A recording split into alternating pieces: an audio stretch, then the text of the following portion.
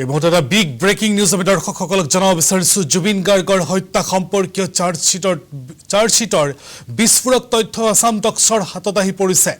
চাৰ্জশ্বিটৰ ৩০৫ পৃষ্ঠাত উল্লেখ আছে এটা গুৰুত্বপূৰ্ণ তথ্য। জুবিনে ঘটনাৰ সময়ত পৰিধান কৰা পেণ্টত উদ্ধাৰ হৈছিল ৩টা টেবলেট। জুবিনে নিতৌ খোৱা ৩টা টেবলেট খোলা অৱস্থাত আছিল কিন্তু খোৱা নাছিল। ২৯২ পৰা ২৯৪ পৃষ্ঠালৈ আছে জুবিন হত্যাৰ সমগ্ৰ পৰিকল্পনাৰ বিৱৰণ।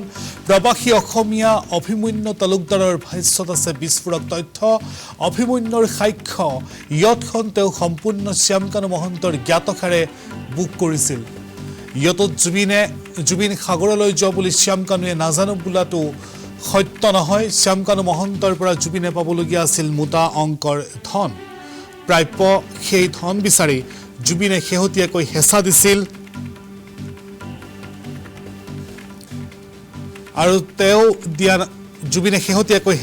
আৰু তাৰ বিপৰীতে তেওঁ দিয়া নাছিল। বিশেষজ্ঞৰ ভাষ্য দুই এটা সুৰুঙা থাকিলেও এইখন যথেষ্ট কঠোৰ চাৰ্জশ্বিট। আমি এই মুহূৰ্তৰ এই ডাঙৰ খবৰটো দৰ্শকসকলক জনাইছোঁ। সাক্ষ্য প্ৰমাণ নষ্ট কৰা দুই এজনক অভিযুক্ত নকৰাৰ গুৰুতৰ অভিযোগ উত্থাপন হৈছে।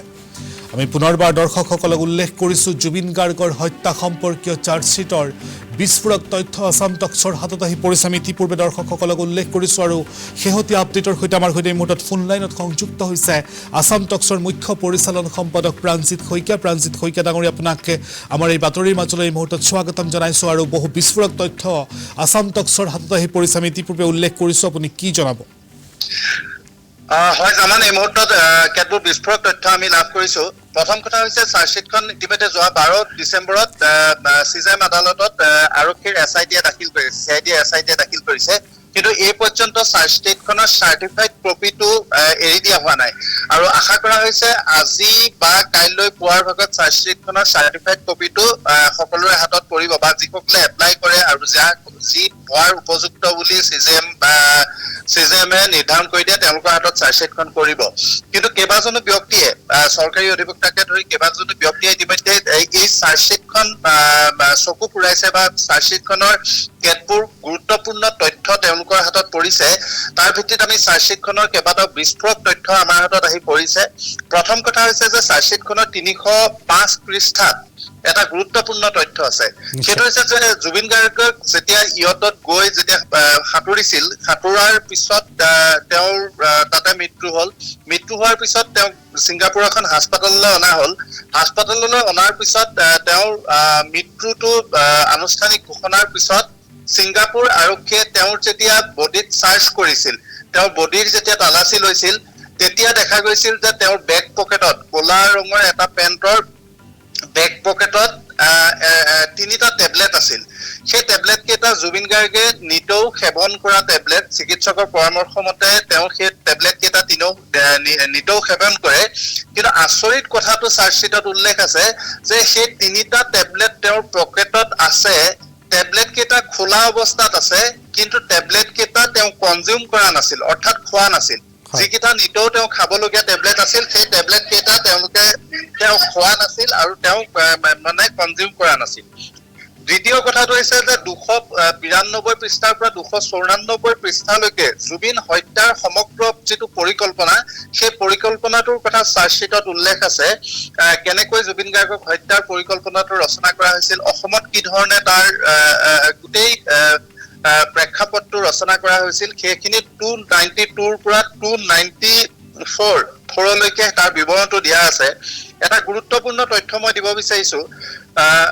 আমি ইমান দিনে জানো যে শ্যামকানু মহন্ত প্লেচ অফ অকাৰেঞ্চত, অৰ্থাৎ যি স্থানত জুবিন গাৰ্গক হত্যা কৰা হৈছিল বা যি স্থানত জুবিন গাৰ্গৰ মৃত্যু হৈছিল, আমাৰ সকলোৰে এটা প্ৰশ্ন আছিল যে প্লেচ অফ অকাৰেঞ্চত শ্যামকানু মহন্ত নাছিল। প্লেচ অফ অকাৰেঞ্চত নথকা মানুহ এজনক কি ধৰণে অভিযুক্ত কৰা হৈছিল সেইটোলৈ আমাৰ সকলোৰে প্ৰশ্ন আছে।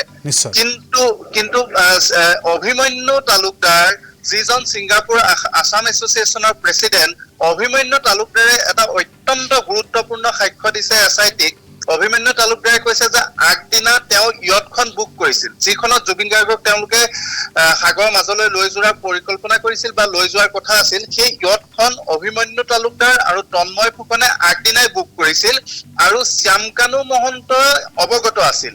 শ্যামকানু মহন্তৰ সৈতে কথা পাতি শ্যামকানু মহন্তৰ পৰামৰ্শ লৈ তন্ময় আৰু অভিমন্যুৱে ইয়টখন বুক কৰিছিল, যিটো তেওঁ সাক্ষ্য দিছে। ইয়াৰ লগে লগে এটা কথা প্ৰমাণিত হয় যে প্লেচ অফ অকাৰেঞ্চত নাথাকিলেও জুবিন গাৰ্গ যে সাগৰলৈ গৈছে, অসুস্থ জুবিন গাৰ্গক তেওঁ গুৱাহাটীৰ পৰা ছিংগাপুৰলৈ লৈ গৈছিল, সেই অসুস্থ মানুহজনক যে ইয়ট এখন ভাড়া কৰি সাগৰৰ মাজলৈ নিয়া হৈছে, সেইটো কথা শ্যামকানু মহন্ত অৱগত আছিল। আৰু এটা বিস্ফোৰক তথ্য তাত আছে, সেইটো হৈছে যে জুবিন গাৰ্গে যথেষ্ট এটা বৃহৎ মোটা অংকৰ ধন শ্যামকানু মহন্তৰ পৰা পাবলগীয়া আছিল। শ্যামকানু মহন্তক শেহতীয়াভাৱে জুবিন গাৰ্গে বিভিন্ন ধৰণে হেঁচা দিছিল যে তেওঁ যিখিনি প্ৰাপ্য ধন শ্যামকানু মহন্তৰ হাতত আছে, সেই ধনখিনি তেওঁ বিচাৰি আছিল। সেই ধনখিনি শ্যামকানু মহন্তই দিব পৰা নাছিল। এই কথাটোৰ লগত SITয়ে চাৰ্জশ্বিটখনত ৰিলেট কৰিছে যে এইটো এটা শ্যামকানু মহন্তই জুবিনৰ মৃত্যু বিচৰা বা হত্যা কৰা ধৰণৰ পৰ্যায়লৈ যোৱাৰ কাৰণত এটা গুৰুত্বপূৰ্ণ তথ্য হ'ব পাৰে। আৰু এটা উল্লেখযোগ্য কথা আছে, আমাৰ বহুতে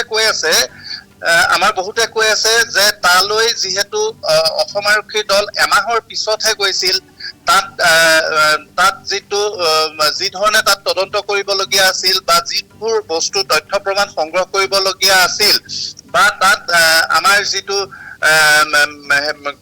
কৰিব লাগে অসম আৰক্ষী তদন্তকাৰী দলে গৈ সেইটো কৰা হৈছিল নে নাই। কিন্তু চাৰ্জশ্বিটখনত আমি যদিও বহুতে কৈ আছে যে যথেষ্ট সুৰুঙা আছে, কিন্তু কেতবোৰ অত্যন্ত কঠোৰ বিধি তাত উল্লেখ কৰা আছে, কঠোৰ নীতি নিয়মৰ মাজত গোটেই কথাখিনি কৰা হৈছে।